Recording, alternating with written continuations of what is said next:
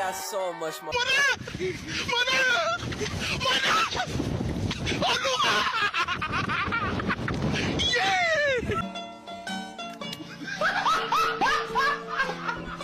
Are you ready, kids? Aye, aye, Captain! I can't hear you. Aye, aye, Captain! Oh! Fucking design on right now. Break it down, bring it back, make it clap. I got 3 old thoughts, new block, where that thing, bitches on my line, and you know.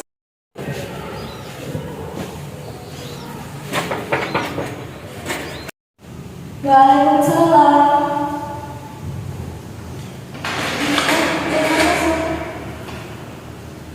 Silakan duduk ya.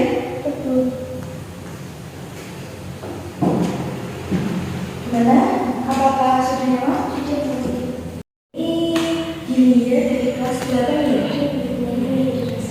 Gimana kabarnya hari ini? Alhamdulillah, saya gimana? Alhamdulillah, saya juga sehat. Tapi sebelum kesini kamu ngapain aja? Sebelum kesini saya tuh mau coba tugasnya BIPA matematika.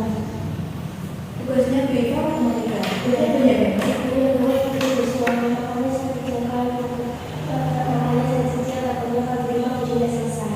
Nah, kamu suka belajar matematika? Suka banget. Dua apalagi yang aja sama BIPA jadi tambah semangat belajarnya. Wah, semangat ya. Kamu suka matematika itu pada apa sih? Biasanya kalau matematika itu saat bilang kalkulus, terus itu statistika, itu kamu suka banget. Suka banget ya? Oke, tadi kan kamu bilang kamu ke kantin. Ya, kamu ke kantin itu apa makan siang? Iya Bu. Tadi makan siang sama apa? Tadi makan siang sama saya kangkung, sama telur, sama tempe. Wah, enak.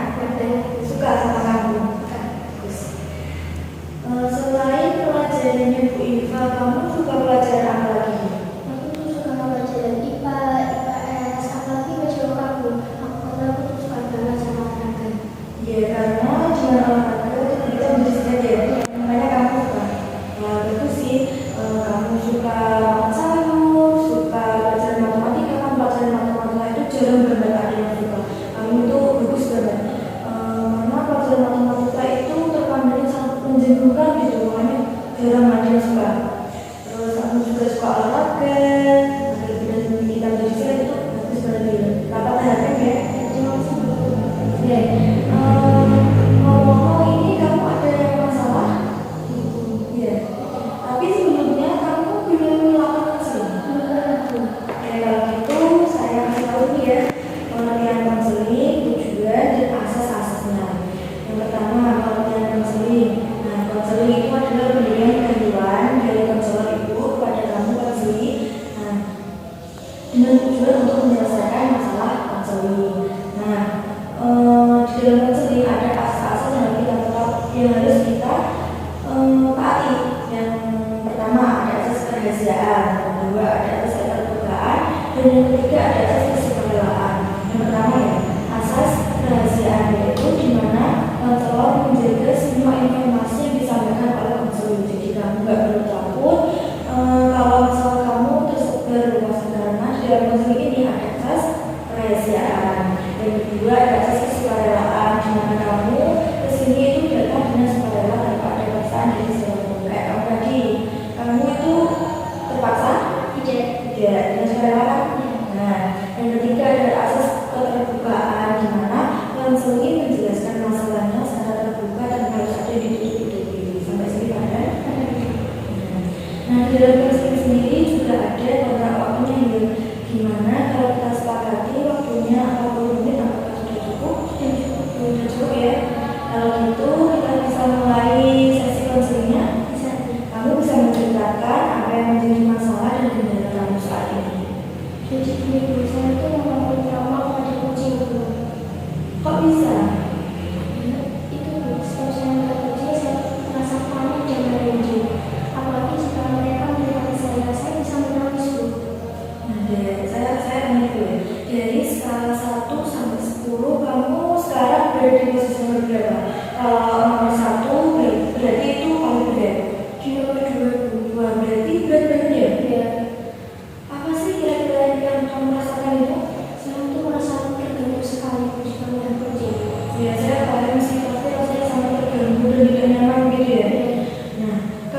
kamu melihat kucing itu, apa sih yang terlintas dalam pikiran kamu? Saya takut mereka akan meloncat dan mencakar saya gitu. Rasanya itu bahaya sekali.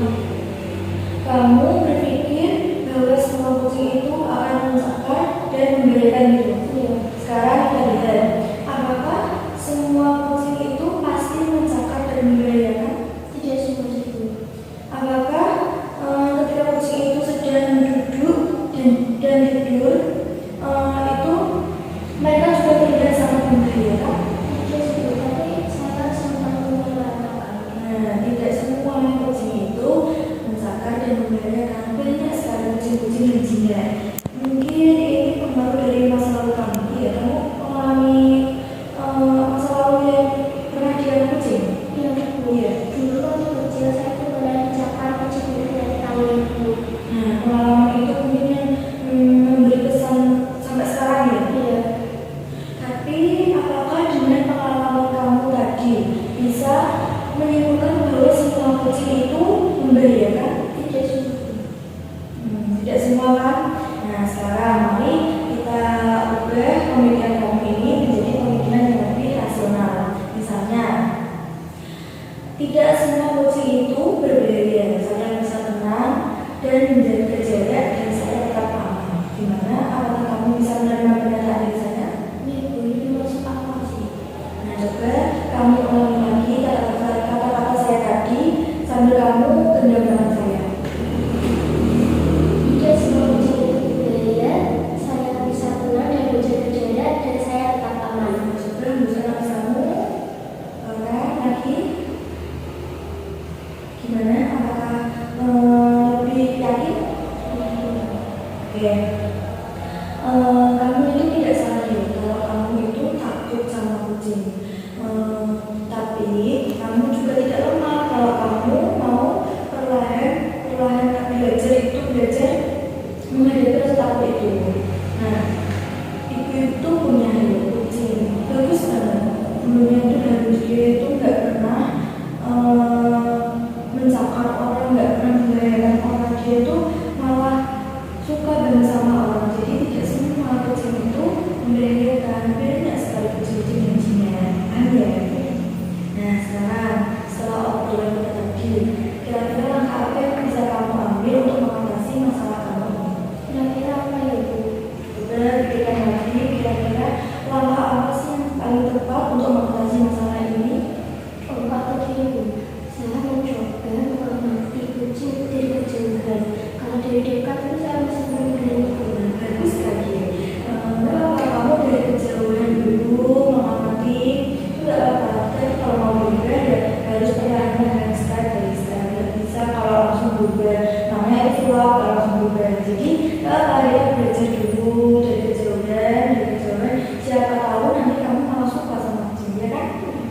Dan juga yang saya akan mencatat penjelasan saya jika melihat kucing akan langsung takut untuk saya pada ibu. Nah, bagus sekali. Nanti ketika kamu melihat, kamu mencatat gitu ya. Nah, nanti terus kamu bisa memberi kepada saya, nanti bisa menjadi bahan evaluasi saya ya. Bagus sekali. Perubahan itu tidak harus sekarang ya, tapi dari yang kecil untuk berubah menjadi lebih berani itulah pengembangan. Dan tadi kamu mengatakan kalau mau melihat kucing dan mau mencatat perasaan kamu, nah itu sangat-sangat bagus. Itu menandakan bahwa kamu itu sedang berkembang. Ya, bagus sekali. Nah, sekarang aku tanya, dari skala 1 sampai 10, kira-kira sekarang ini kamu berada di posisi berapa? Tidak masih menjadi. Nah, berarti sudah selesai ya? Ya, Alhamdulillah ya. alhamdulillah banget, Bu. Terima kasih ya, kamu sudah mau menceritakan apa yang menjadi masalah kamu pada ibu, yang menjadi kendala kamu. Itu sangat luar biasa, bagus sekali. Karena jarang banget ada yang mau bercerita pada ibu, menceritakan masalahnya, datang dengan sukarela, itu jarang banget. Dan kamu bisa melakukan itu, kamu hebat banget. Terima kasih ya, Bu. Nah, untuk memantau perkembangan ini, kita bisa jadwalkan konseling selanjutnya, boleh? Boleh, Bu. Di minggu depan? Bisa di waktu yang sama ya. Dan kamu siap-siap bawa itu ya, hasil pengamanan